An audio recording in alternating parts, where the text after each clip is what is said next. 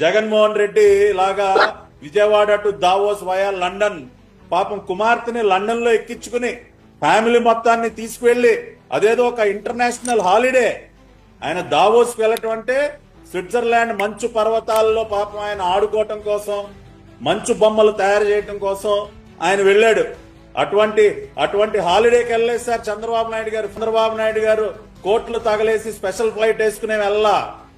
ఆయన ఢిల్లీ నుంచి ఒక సాధారణ ప్రయాణికుడిలాగా ఒక షెడ్యూల్డ్ ఎయిర్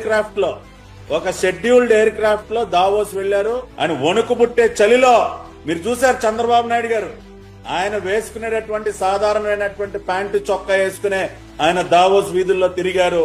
ప్రతి నిమిషం రాష్ట్రం కోసం అక్కడ స్పెండ్ చేశారు. అనేక కంపెనీలు బిల్ గేట్స్ గాని ఇతర అనేక మంది కంపెనీల పెద్దలతో దేశాధినేతలతో ఆయన సమావేశం అయ్యారు. రాష్ట్రానికి మంచి పెట్టుబడులు తీసుకుని వెనక్కి వస్తా ఉన్నారు.